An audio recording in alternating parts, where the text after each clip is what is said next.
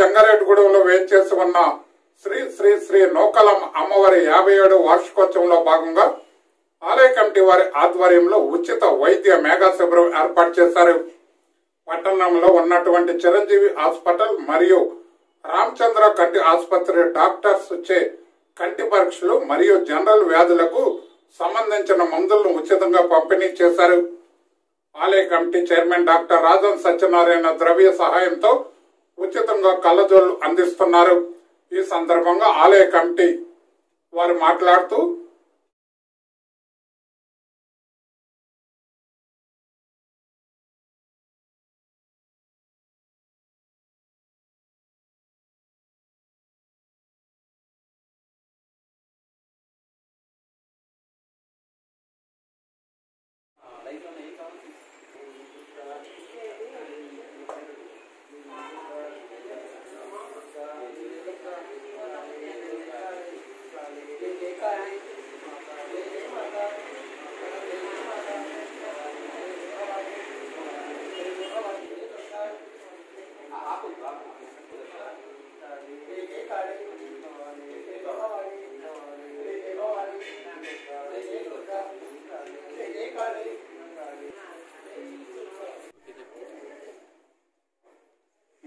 ఆరోగ్యమే మహాభాగ్యం అన్నారు పెద్దలు. ఇవాళ జంగారెడ్డిగూడెం పట్టణానికి ఉత్తరాన వేంచేసి ఉన్న శ్రీ శ్రీ శ్రీ నూకాలమ్మ అమ్మవారి దివ్య ఆలయంలో ఆలయ కమిటీ వారి ఆధ్వర్యంలో ఆలయ చైర్మన్ డాక్టర్ రాజాన్ సత్యనారాయణ గారి ఆధ్వర్యంలో ఉచిత భారీ వైద్య శిబిరం ఏర్పాటు చేయడం జరిగింది. మరి ఆ దేవాలయం ఆధ్యాత్మిక చింతనకు మారిపోయారు. ఆధ్యాత్మికతతో పాటు ఆరోగ్యం అవసరం ఉన్నది గుర్తించి మన పట్టణ ప్రజలందరికీ కూడా ఆరోగ్యాన్ని అందజేయాలనేటువంటి సదుద్దేశంతో ఈరోజు ఈ మెడికల్ క్యాంప్ ఏర్పాటు చేయడం జరిగింది. మరి ఈ మెడికల్ క్యాంప్కి చిరంజీవి హాస్పిటల్స్ వారు అలాగే రామచంద్ర కంటి ఆసుపత్రి వారు పూర్తి సహాయ సహకారాలు అందిస్తున్నారు. మరి రోగులందరికీ కూడా ట్రీట్మెంట్ ఫ్రీగా చేయడం జరుగుతుంది. అలాగే వాళ్ళకి అవసరమైన మందులు కూడా ఉచితంగా ఇవ్వడం జరుగుతుంది. షుగర్ టెస్టులు బీపీ టెస్టులు మెడిసిన్స్ ఉచితంగా ఇవ్వడం జరుగుతుంది. ఆపరేషన్స్ అవసరమైన వాళ్ళకు కూడా హాస్పిటల్ తీసుకెళ్లి ఉచితంగా ఆపరేషన్ చేసి ఏర్పాటు కూడా చేయడం జరిగింది. ఈ లేడీస్కి మోకాళ్ళ నొప్పులు, నడుము నొప్పులు, అలాగే కంటికి సంబంధించిన వ్యాధులు, గుండెకు సంబంధించిన వ్యాధులు, అన్ని రకాల వ్యాధులకి కూడా ఏ విధమైన రుసుము లేకుండా ఉచితంగా ఏర్పాటు చేయడం జరిగింది. మరి గ్రామ భక్త మహాజనులందరూ కూడా ఈ ఉచిత వైద్య శిబిరాన్ని ఉపయోగించుకొని ఆరోగ్యవంతులుగా ఉండాలని చెప్పేసి కోరుకుంటున్నాం. ఇట్లు శ్రీ నూకాలమ్మ అమ్మవారి ఆలయ కమిటీ జంగారెడ్డిగూడెం.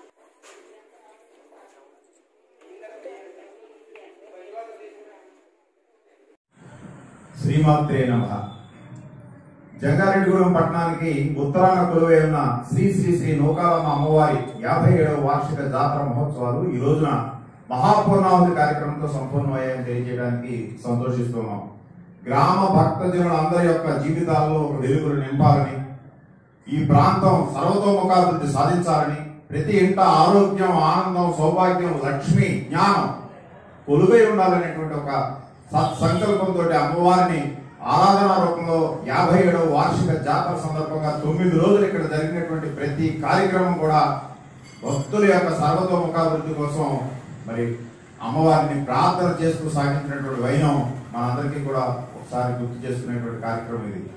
ప్రధానంగా మొదటి రోజు ఏర్పేడు వ్యాసాశ్రమ వ్యాసపీఠాధిపతి శ్రీ శ్రీ శ్రీ పరిపూర్ణానందగిరి స్వామీజీ వారు వారి సంస్థలతోటి అమ్మవారి యొక్క దివ్య సంకల్పంతో సాగుతున్నటువంటి 57వ వార్షిక జాతర మహోత్సవాన్ని ప్రారంభించడం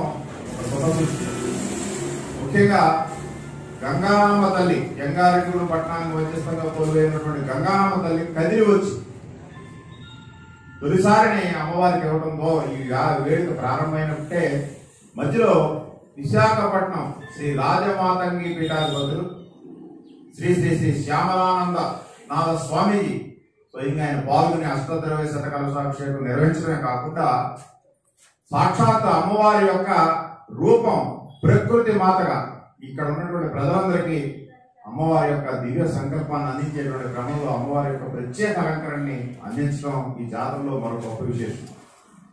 ఈ ఆలయ నిర్మాణ మార్గదర్శి, ప్రధానంగా ఇక్కడ జరుగుతున్న ఆధ్యాత్మిక ధార్మిక కార్యక్రమాల రూపశిల్పి వీరంపాలెం శ్రీ బాలా త్రిపుర సుందరీపీఠ వ్యవస్థాపకులు శ్రీ గరిమెళ్ల వెంకట రమణ శాస్త్రి గారు స్వయంగా పాల్గొని ఇక్కడ జరుగుతున్నటువంటి ఆధ్యాత్మిక ధార్మిక కార్యక్రమాలను దర్శించి శక్తితత్వం నౌకాంబిక వైభవం అనేటువంటి కార్యక్రమం అంశం మీద భక్తులందరినీ ఉత్తేజపరుస్తూ సాధనా మార్గాన్ని చూపించినటువంటి విధానం ఈ 9 రోజులు జరిగినటువంటి జాతరలో ఒక గొప్ప విశేషం.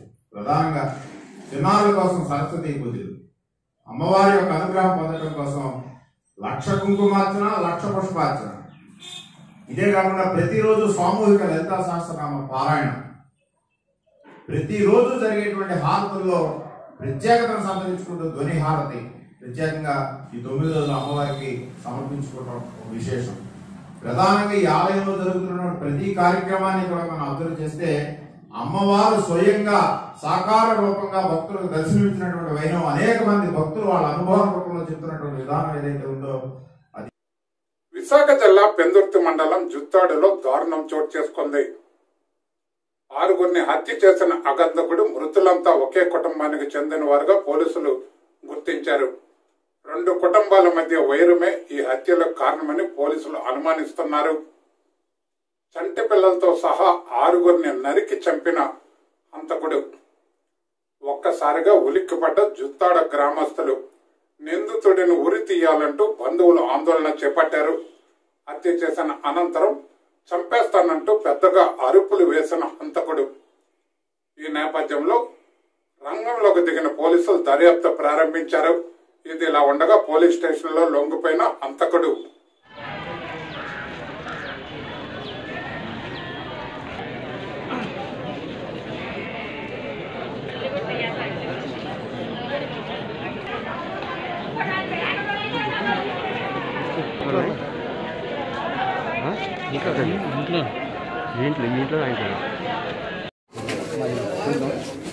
I can feel your hurt. The problem is difficult. Sir, మాట్లాడగమ్మా.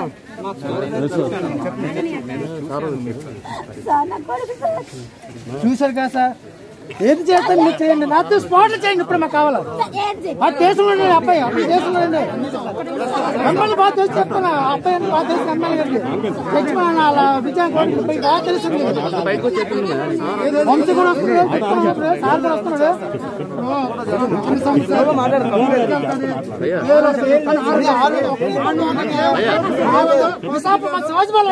Shivaji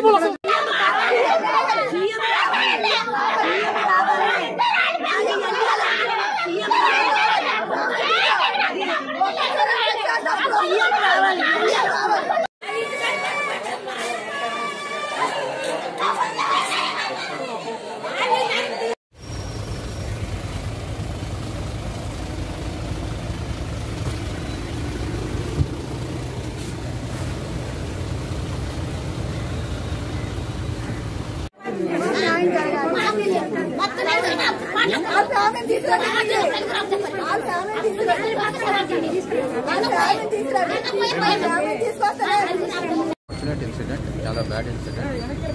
One person, because of whatever reason, he has killed 6 people. So we have visited the place, and it is very sad incident. And from department side, we will take all necessary action on those who have perpetrated this crime. లేదు యాక్చువల్గా ఇది ఇటువంటిది క్రైమ్కి ఏం పాత వస్తుంది. 6 members, చిన్న పిల్లలు, small baby, కుటుంబ కలహాలు లేదు. Basically some issue is there, but ఏదైనా సరే this is not the way to handle things. చిన్న 6 months ఓల్డ్ బేబీ కూడా చాలా అన్ఫార్చునేట్. Thank you. సుమారు 6 గంటల సమయంలో పెందుర్తి మండలం జుత్తాడ గ్రామంలో ఈ అప్పలరాజు అనేటువంటి వ్యక్తి, ఆ ఊరిలో ఉండేటువంటి ఒక నైబర్ ఉండేటువంటి వ్యక్తుల విజయ్ అనే ఒక ఫ్యామిలీలో ఉన్నటువంటి 6 మందిని కత్తితోని నరికి చంపడం జరిగింది. వీరికి మధ్య ఫ్యామిలీ యొక్క డిస్ప్యూట్స్ ఉన్నాయి. దానిలో భాగంగానే ఈరోజు మార్నింగ్ వచ్చేటప్పుడు ఈ గడ్డి కోసేటువంటి కత్తితోని ఫ్యామిలీలో ఉన్నటువంటి విజయ్ ఫ్యామిలీలో ఉన్నటువంటి 6 చంపడం జరిగింది. అక్యూజ్ని అదుపులో తీసుకున్నాం.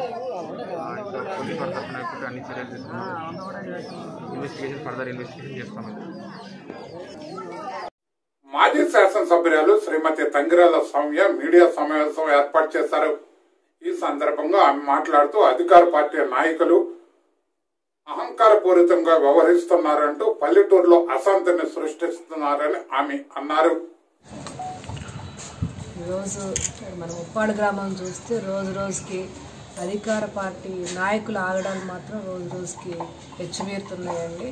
మొన్న చూసాము ఒక బీసీ మహిళ నాగమణి మీద ఏ విధంగా, అంగారు మీద ఏ విధంగా అధికార పార్టీ నాయకులు దాడి చేశారో, అదేవిధంగా ఆ రోజు మేము అలారా విధంగా దాడి చేశారని ఆ నాయకుడి మీద కేసు పెట్టడం జరిగింది. ఆ రోజు రాష్ట్ర వ్యాప్తంగా కూడా ఇది చాలా మరి ప్రాముఖ్యం చోటు చేసుకుంది. ముఖ్యంగా నూకనమ్మ గారు కానీ బీసీ నాయకులు కానీ దీన్ని చాలా ప్రతిష్టాత్మకంగా తీసుకొని దీన్ని ముందుకు తీసుకెళ్ళటం జరిగింది. మరి దీన్ని దృష్టిలో ఉంచుకొని అధికార పార్టీ నాయకులు మరి వెంటనే నెక్స్ట్ డేనే మా వాళ్ళ మీద, ముఖ్యంగా గ్రామంలో కొంచెం పెద్ద తరహా ఉన్న నాయకుల మీద అన్యాయంగా మరి కేసులు పెట్టడం, ఇవన్నీ చూస్తుంటే మరి ఈరోజు పోలీస్ వాళ్ళ వ్యవహార శైలి కానీ, అదేవిధంగా అధికార పార్టీ నాయకుల వ్యవహార శైలి కానీ చాలా శోచనీయంగా మారినాయండి. ముఖ్యంగా ముప్పాళ్ళ గ్రామం మీద అయితే చాలా కక్షపూరితంగా వ్యవహరిస్తున్నారు. మరి కోనాయిపాలెంలో ముఖ్యంగా పరిషత్ ఎన్నికల సమయంలో, మొన్న పరిషత్ ఎన్నికల సమయంలో కోనాయిపాలెం గ్రామం వద్ద ఒక ఆటోలో దాదాపు అక్రమ మద్యం తరలిస్తున్న 55 బాటిల్స్ని స్వాధీనపరచుకోవటం జరిగింది. మరి అది మా వాళ్ళు ఎవరైతే ఇక్కడ కిషోర్ గారు కానీ అదేవిధంగా వేరే వాళ్ళ ఇన్ఫర్మేషన్ ద్వారా అక్కడ ఆ మద్యం బాటిల్స్ పట్టుకోవటం జరిగింది. అదేవిధంగా అదే రోజు సాయంత్రం చూస్తే అదే వెహికల్లో మరి ముప్పాళ్ళ గ్రామంలో 200 బాటిల్స్తో అక్రమ మద్యం తరలిస్తుంటే పట్టుబడింది. అంటే మార్నింగ్ ఏమో 55 బాటిల్స్ అని చెప్పి ఆటో మీద కేసు నమోదు చేయడం జరిగింది. అదే రోజు సాయంత్రం 200 బాటిల్స్తో నమోదు చేయాలి. అంటే ఒకే రోజు 2 ఆటోలు, అంటే పోలీసులు కేసు నమోదు చేశాక కూడా మళ్ళీ ఆటో ఎలా దొరికిందో మేము పోలీసులు సమాధానం చెప్పాలి. అదేవిధంగా కేవలం ఈ ఆటోలు పట్టించినందుకు వీళ్ళ మీద ఈరోజు ఫిజికల్ అబ్యూస్ కేసు కింద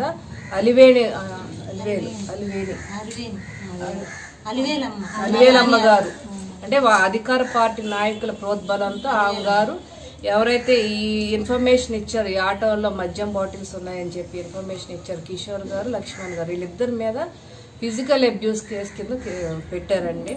అంటే ఈ విధంగా అన్యాయంగా, అంటే ప్రభుత్వానికి వ్యతిరేకంగా వెళ్తే మరి ఈ పరిషత్ ఎన్నికల సమయంలో మద్యం బాటిల్స్ పట్టించినందుకు నాగమణి గారి కేసు ఏదైతే ప్రోద్బలం ఎవరైతే సపోర్ట్ చేశారో ఆ నాయకుల మీద ఈరోజు అన్యాయంగా ఫిజికల్ అబ్యూస్ కేసు పెట్టడం చాలా దారుణం. పోలీసులు కూడా దీన్ని ఖండించాలి. అది పక్కా కేసు, అది ఫేక్ కేసు అని అందరికీ తెలుసు. ఈరోజు వాళ్ళు అధికార పార్టీ నాయకులు ఏమంటున్నారు, మాకు స్టేషన్ బెయిల్ వస్తుంది కంపల్సరీ, మేము బయటకు వచ్చేస్తాం, వాళ్ళు మాత్రం ఎలాగైనా స్టేషన్లో మేము పెట్టిస్తాము, రిమాండ్లో పెట్టిస్తాము అంటున్నారు. అంటే ఖచ్చితంగా దాడులు చేసిన నాయకులు ఎవరైతే ఉన్నారో ఆ రోజు రాష్ట్ర వ్యాప్తంగా అందరూ కూడా చూశారు. ఆ నాయకులు బెయిల్ మీద వచ్చేస్తారు. ఎవరైతే ఖండించారో వాళ్ళందరి మీద రేపు రిమాండ్లో పంపిస్తామని సవాల్ విసురుతున్నారు. కాబట్టి దీన్ని తప్పకుండా డిఎస్పీ గారు, ఎస్పీ గారు, సిఐ గారు, ఎస్ఐ గారు అందరూ కూడా సీరియస్గా తీసుకోవాలి. ఈ ఫేక్ కేసును మాత్రం ఖండించాలి. లేకపోతే మాత్రం మేము ఎంతవరకైనా దీనికోసం పోరాటం చేస్తాము. అదేవిధంగా ప్రత్యేకంగా ముప్పాళ్ళ మీద మాత్రం ప్రత్యేకంగా ఎస్పీ గారు దృష్టి పెట్టాలి. ఎందుకంటే అధికార పార్టీ నాయకులు మాత్రం హెచ్చుమీరుతున్నారండి. వాళ్ళ ఆగడాలను మేము తట్టుకోలేకపోతున్నాం. ముఖ్యంగా పంచాయతీ ఎలక్షన్స్ జరిగాక ఏదైతే వాళ్ళు ఓటమిని జీర్ణించుకోలేక గుత్తవారిపాలెం పిల్లల మీద కేసులు పెట్టారండి. ఈరోజు వాళ్ళ భవిష్యత్తుకి పాపం ఆటంకం కలిగిస్తున్నారు. ఎఫ్ఐఆర్ నమోదు చేశారు. కక్షపూరితంగా వ్యవహరిస్తున్నారు. కాబట్టి వెంటనే తప్పకుండా దీనికి ఖండించాలి. స్థానిక శాసనసభ్యులు కూడా మీరు దీనికి సమాధానం చెప్పాలి. ఎస్పీ గారు మాత్రం ప్రత్యేకంగా దృష్టి పెట్టారండి. మాజీ మంత్రి దేవినేని ఉమామహేశ్వరరావు నెల్లూరు టీడీపీ పార్టీ కార్యాలయంలో మీడియాతో మాట్లాడారు. తాంబూలాలు ఇచ్చాం తన్ను సాగుండని సాక్షి దినపత్రిక గొప్పగా బడాయిగా కృష్ణా పోర్టు సుప్రీం అని వాళ్ళు పేపర్లో రాసుకున్న కృష్ణా పోర్టు పరిధిలోని ప్రాజెక్టులని ఏదైతే 11 ఏప్రిల్ తిరుపతిలో దీని మీద ప్రెస్ మీట్ పెట్టడం జరిగింది. 12 ఏప్రిల్ నెల్లూరులో ప్రెస్ మీట్ పెట్టడం జరిగింది.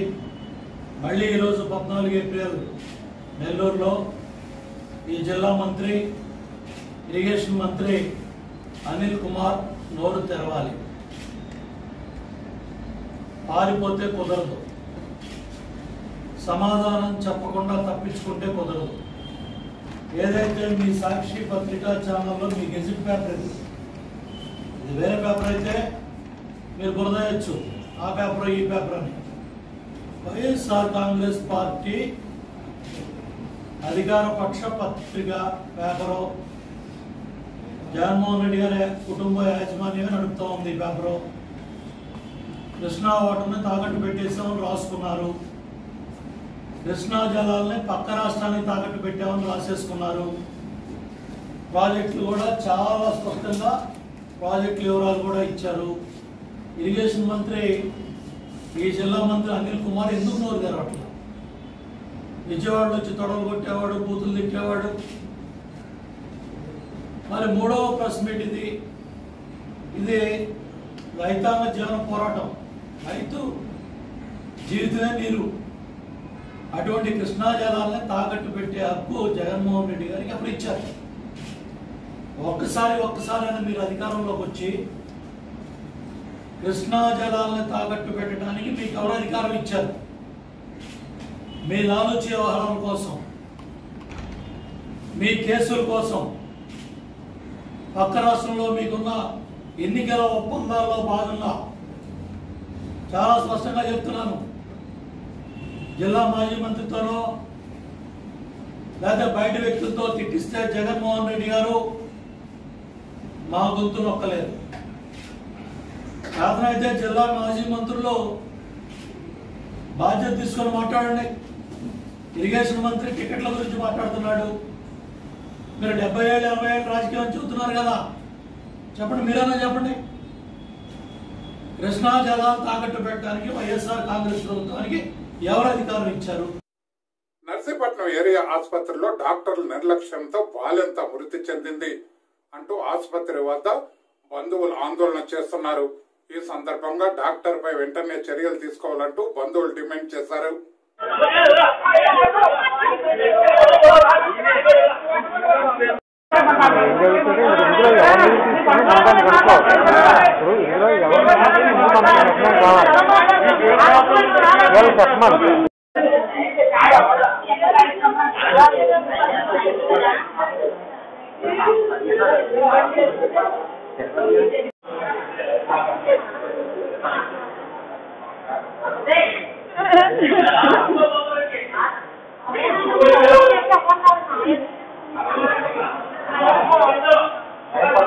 అందులో ఆస్తున్నది పెడితే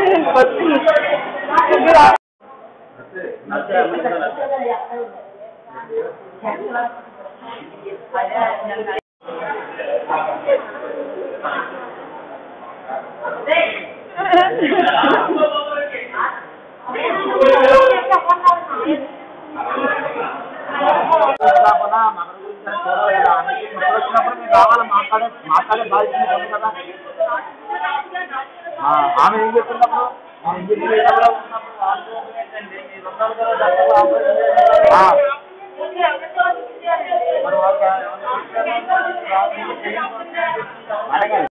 ఆపరేషన్ చేసి మనిషిని చంపేసి నదిమైన చంపేసిన గౌతమి మేడం గారు రావాలి.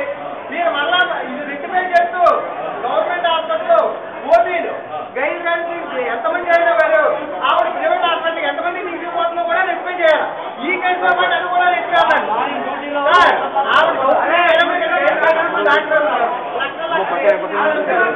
గౌతమి మేడం గారు ఆవిడ క్లినిక్ కూడా టీకానే తీయకుండా ఆవిడే చేసింది.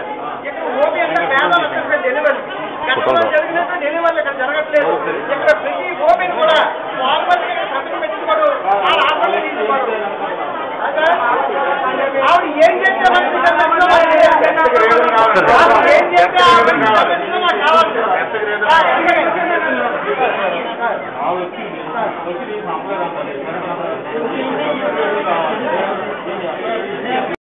చనిపోయిన అమ్మాయి చనిపోబాబు తర్వాత తీసుకురమ్మన్నారు. మామూలు చపాతీలు తీసుకొచ్చాను, చకాపుకాన్ని తీసుకొస్తే జాయిన్ చేసేది అన్నారు. గొంతున్నాడు జాయిన్ చేసేసాను. జాయిన్ చేసేస్తే 3 మీరు 2 రాబోతుంది చూద్దామన్నారు. ఏమి రాలేదు, ఏం చేయమన్నాడు దాకా రాలేదు. ఒక్క నొప్పి కూడా రాలేదు అన్నాడు దాకా. అయితే అమ్మ ఆపరేషన్ పడిపోద్దంటే అయితే మేడం మరి మీకు ఇదేంటి ఏముంది చేసేయండి అలాగే అన్నాను. చేసానంటే మా పాటు 2 కేసులు వచ్చాయి. మాకు ఈ 3 కేసులు ప్రైవేట్ డాక్టర్ తీసుకొచ్చే డెలివరీ అయింది. ఆయనకు 3,000 ఇవ్వమన్నారు. 3,000 ఇస్తాం అదొకగా డాక్టర్ చేయించారు. తీసుకొచ్చి 1:10 నిమిషాలు చేశారండి డాక్టర్కి. అప్పుడు కూడా సాఫ్ట్వేర్ ఎప్పుడు లేవు. 1:10 నిమిషాలు చేసి తీసుకొచ్చి వచ్చారు. అప్పుడు బాగా సాయంత్రం బాగానే ఉంది. సాయంత్రం చేసి 6-7కి అమ్మ కొత్త తీసుకొచ్చేస్తున్నాను రాకపోతున్నాను కడుపు వచ్చేస్తున్నాను వచ్చేస్తుందంటే వెళ్ళి చేసుకోండి ఎప్పుడు వచ్చేస్తున్నారమ్మా అలాగే వస్తుంది ఆగండి అలాగే వస్తుంది వస్తుందండి. సరే మళ్ళీ ఎక్కువ అయిపోతుంది. మళ్ళీ వెళ్ళి చేస్తున్నాం. మళ్ళీ చెప్తే అలాగే వస్తుంది ఆగండి అన్నారు. గడ్డ అంటే ఇంజక్షన్ చేయడం 10 గంటలు చేస్తున్నాను. అప్పుడు మళ్ళీ మేము అలాగే బస్సులాంటి చేసి ఊరితో పడుకోమని పడుకోమంటే పిల్లకి నచ్చేసి అక్కడ రాలేదు. బాగా వాళ్ళు తీసేస్తారు స్కూల్ వచ్చేస్తాయని అప్పటికి అయినా ఏం చేస్తున్నారు కాదు. అలా ముందు అమ్మ బస్సులు మళ్ళీ వాళ్ళు చేసి పట్టుకున్నారు. మళ్ళీ ఒక ఇంజక్షన్ చేసింది. మళ్ళీ చేసి 5 నిమిషాలే మళ్ళీ తిమ్ముడు వచ్చి మళ్ళీ సరుకులు వచ్చేది. సరిపోతే సొంత పోయింది. అమ్మ ఎలాగే మళ్ళీ వెళ్ళి తెల్లారి కలుపు కొట్టి అమ్మ ఉండలో ఆపడుతుంది. రెండమ్మ నువ్వు పడుకొని ఎవరా ఏటా ఎన్నిసార్లు తినేస్తావు నువ్వు మీకు దిద్దుగా వెళ్ళలేదా అన్నదా అక్కడ పడుకొని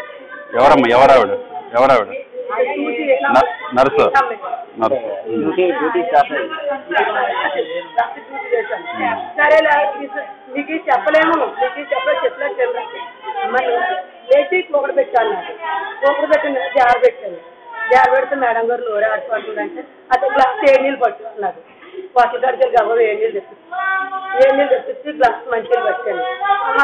ఇంకో లేకపోతే పడుకుంటాను అన్నాడు. అయితే పడుకోపోవాలని ఆ పడుకో పెట్టాను.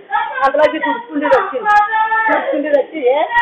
అలా చేసి అలాగే చేయాలి నెప్పులు ఎక్కువ వచ్చేస్తాయి కడుపు వచ్చేస్తుంది ఉండలేకపోతుంది అలాగనే అన్నాడు. అంటే అలా కాదు ఏదైనా చెప్పినట్టు చంద్ర మీరు చెప్పినట్టు చేయాలి. కాబట్టి మేడం పెద్ద మేడం గారు వచ్చి కల్పించి ఈ అమ్మాయికి ఏం చూడటమ్మా చెప్పి ఈ అమ్మాయికి పరిస్థితి ఏం బాగాలేట్లేదు ఏం చూడకు ఆవిడ అలాగే అనేసిన తర్వాత కాదండి మరి బస్సు తీసేస్తానన్నారు కదా తీస్తారా అమ్మాయికి మాట రాలేదండి ఊపిరి అందలేదా అంటుంది. శ్రీకాకుళం జిల్లా పాలకొండ మండలంలో 2వ వార్డు రెల్లి వీధి నందు ఏర్పాటు చేసిన అంబేద్కర్ చిత్రపటానికి పూలమాలలు వేసి ఘన నివాళులు అర్పించారు. ఈ సందర్భంగా కౌన్సిలర్ ఆకుల్ కుమార్ అంబేద్కర్ జీవిత చరిత్రను స్థానికులకు వివరించారు. నాటికి అంబేద్కర్ యొక్క జయంతి సందర్భంగా శుభాకాంక్షలు తెలుపుకుంటూ, డాక్టర్ అంబేద్కర్ అంటే చాలా పేద కుటుంబం నుంచి వచ్చి ఎన్నో కష్టాలు పడి ఎన్నో అవమానాలు పొంది తను ఎంతో పెద్ద చదువులు చదివి ఈరోజు ప్రపంచానికి ఒక ఆదర్శమూర్తిగా నిలబడ్డాడు.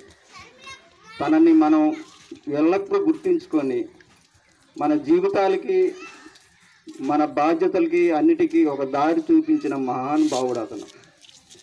అతన్ని మనం గుర్తించుకొని అతన్ని మనం తన బాటలో నడుస్తూ చదువర్లు మంచి చదువుకొని తనంత గొప్ప పేరు తెచ్చుకోవాలని కోరుతూ ఈ అవకాశం ఇచ్చిన నాకు అందరికీ ధన్యవాదాలు చెప్పుకుంటున్నాను. అయితే ఈ యొక్క కార్యక్రమానికి మరి కుర్రవాళ్ళు మరి వివిధ పెద్దలు కూడా ఎన్నో విధాలుగా సహకరించారు. మరి ఈరోజు అంబేద్కర్ బొమ్మ ఉండడం వల్ల మా దగ్గరకు పెద్దలు వచ్చి ఎన్నో విషయాలు కూడా వచ్చి చెప్పి మరి బొమ్మను కూడా సన్మానం చేయడము మనకి ఎంతో గర్వకారణంగా ఉంది. ఆ మహనీయుడిని ఈరోజు అందరూ కూడా తలంచుకొని ఈ కార్యక్రమం చేసుకోవడం అనేది. అయితే ఈరోజు మన అందరికీ కనిపిస్తుంది అతని చేతిలో ఒక బుక్ ఉంది.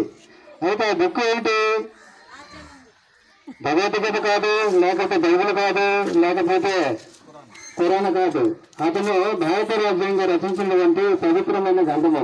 ఈరోజు అతను చూపుడు వేలతో చూపిస్తున్నారు. ఏమని? ప్రతి ఒక్కరు కూడా చదువుకొని విద్యావంతులయ్యి బాబాసాహెబ్ రాసుకున్న రాజ్యాంగాన్ని విలువలను, రాజ్యాంగ ప్రాథమిక హక్కులను, రాజ్యాంగంలో ఉన్నటువంటి ప్రతి విషయాన్ని తెలుసుకోవాలంటే ప్రతి ఒక్కరికి చదువుకోవాలని చూపుడు వేలతో ప్రతి ఒక్కరు కూడా తను చూపిస్తున్నారు. కాబట్టి ఏదైనా ప్రతి ఒక్కరు కూడా ఆయుధం వంటిది, ఆయుధం లాంటిది చదువు. కాబట్టి ముఖ్యంగా చదువు విషయంలో మనము చదివితేనే రాజ్యాంగ విలువలు తెలుసుకుంటాము, తన గొప్పతనం తెలుసుకుంటాము. దయచేసి ప్రతి ఒక్కరు కూడా చదువుకొని ఆదర్శంగా ఆడపిల్లలు కూడా ముందుకు తీసుకుని ఈరోజు భారత రాజ్యాంగంలో ఒకటి రాశారు, మహిళలకు ఓటాకు అతను కల్పించింది, ఈరోజు బీసీ రిజర్వేషన్ వచ్చింది అతను కల్పించింది. ఈరోజు భారతదేశంలో రాసిన ప్రతిదీ కూడా అతని ద్వారా వచ్చినది, ఇది ఎవరు రాయలేదు. ఎందుకంటే అక్కడ రాసింది కూడా ప్రతిదీ కూడా ఏ గవర్నమెంట్ వచ్చినా ఏ ప్రభుత్వం వచ్చి దాన్ని అమలుపరచాలి. అయితే ఒక సందర్భంగా ఒక ఇంటర్వ్యూ అవుతున్నప్పుడు ఒక వ్యక్తులు అడిగారు అంబేద్కర్కి, ఏమని మీకు నీ జాతి గొప్ప కావాలా లేకపోతే దేశం కావాలా అన్నారు. అంబేద్కర్ ఆ సందర్భంలో ఏమిటంటే నా జాతి ముఖ్యమే, నా దేశం ముఖ్యమే. ఎందుకంటే రెండు కళ్ళు నాకు రెండు సమానం అనేది సందర్భం. ఎందుకంటే అతను ఈ దేశం గురించి దేశప్రేమ ఎంత ఉందో మనకు అర్థమవుతుంది. ఈరోజు అంబేద్కర్ పుట్టకపోతే అంబేద్కర్ అయితే ఏది ఎంతో మంది చదువుకున్నారు. ఆ రోజు మన స్వాతంత్రం వచ్చింది. స్వాతంత్రం వచ్చిన తర్వాత ఈ దేశాన్ని ఎలా పరిపాలించాలి, ఏ విధంగా ముందుకు తీసుకెళ్ళాలి ఎవరికి అర్థం కావటం లేదు. ఎందుకంటే స్వాతంత్రం వచ్చింది కానీ ప్రజాస్వామ్యం కలిగిన ఈ దేశాన్ని ఏ రకంగా మనం పరిపాలించడం కూడా ఎవరికి తెలియనట్టు పరిస్థితి ఉంది. అటువంటిప్పుడు ప్రపంచంలో ఎవరూ చదవలేనండి చదువులు చదివి విద్యావేత్త మేధావైనటువంటి ఒక అంబేద్కర్ మాత్రమే ఈ భారతదేశానికి న్యాయం చేయగలదు. అతని చేతిలోనే ఈ భారత రాజ్యాంగాన్ని రచించడానికి ఇస్తే బాగుంటుందండి. అప్పటి దేశ నాయకులందరూ ఒక నిర్ణయం తీసుకుని అంబేద్కర్కి ఇస్తే ఆ అంబేద్కర్ ఒక్కరోజు 2 రోజులు రాయలేదు ఆ భారత రాజ్యాంగాన్ని. 2 సంవత్సరాల 11 నెల 15 రోజులు రాసి తన యొక్క ప్రాణాన్ని త్యాగం చేసినటువంటి మహానుభావుడు. కాబట్టి అంబేద్కర్ ఒక్క దళితులే పోషించడం కాదు, యావత్ భారతదేశంలో పుట్టిన ప్రతి ఒక్కరు అంబేద్కర్ అనుసరించి మహనీయుడిగా మనము స్మరించి ముందుకు వెళ్ళాలనేది నేను ఈ సందర్భంగా కోరుతూ మరి ఈ అవకాశాన్ని ఇచ్చినందుకు ప్రతి ఒక్కరు కోరుతున్న ధన్యవాదాలు తెలియజేస్తూ ఉన్నాను. ఈనాటి వార్తలు ఇంతటితో సమాప్తం. తిరిగి మరిన్ని వార్తా విశేషాలతో తదుపరి బులెటిన్ లో కలుసుకుందాం. అంతవరకు సెలవు. నమస్తే.